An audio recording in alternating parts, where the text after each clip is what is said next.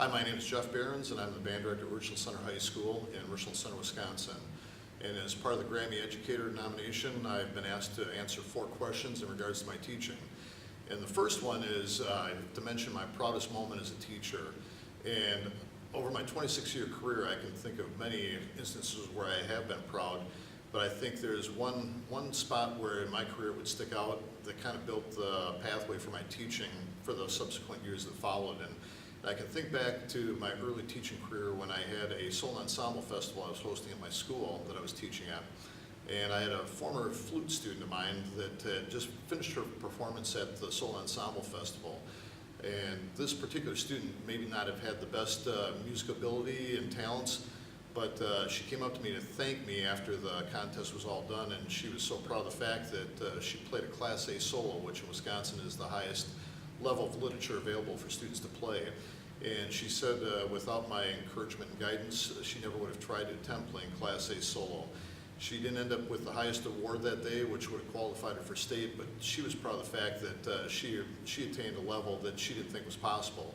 And that really helped me to kind of mold my teaching career after that, to know that what I did, just having a belief in students, would allow them to succeed. They may not have always had to have the best results, but they could find success if someone believed in them.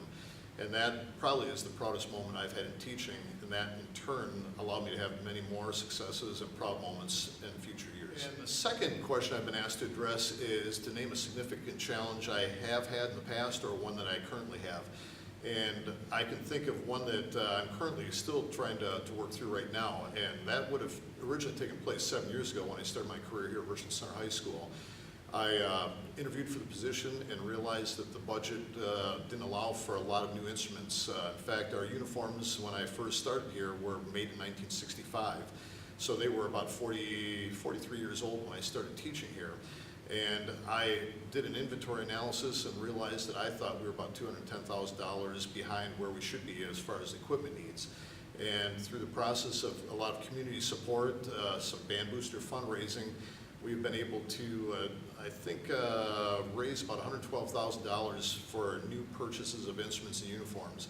And that is an ongoing thing, but we literally had in the past some tubas that were held together with duct tape. And my belief is that you have to put good quality instruments in the hands of students in order for them to succeed.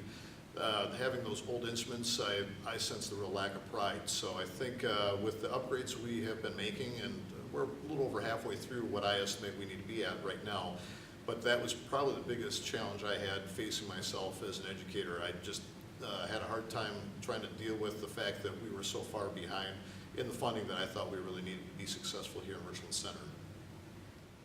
The third question I've been asked to address is any kind of innovative or unique teaching methodologies that I use. And recently, well, probably in the last 6 to 7 years, I've taken more and more initiative to have the students become leaders in the band. We have a very large chamber ensemble program here that participates in solo ensemble. And I've basically turned over the leadership reins to the students here, and they kind of police themselves. They take care of the rehearsals. They make musical decisions in regards to dynamics, articulations, interpretations, and style. And basically it's a student-run chamber ensemble. Those chamber ensembles will then go on to compete at the state solo ensemble level and district festivals that we have our students involved with. And through that process of turning leadership over to students, they as a group have to make those musical decisions.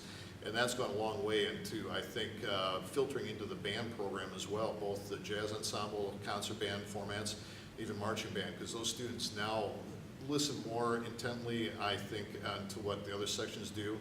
They become a better, well-rounded musician, I think, through the leadership they gain through those chamber ensemble roles that they've taken place here. And I think that just has helped the program grow by leaps and bounds, because I don't have to feel like I'm doing everything. The students have ownership. It no longer becomes my band, it becomes our band, and we work together, and I value their input. And basically, as I mentioned, kind of wash my hands clean of it, and I get to hear the final product when they get ready for their performances at our festivals. The final question that I have to address is other ways that I continue to make a positive impact on music education.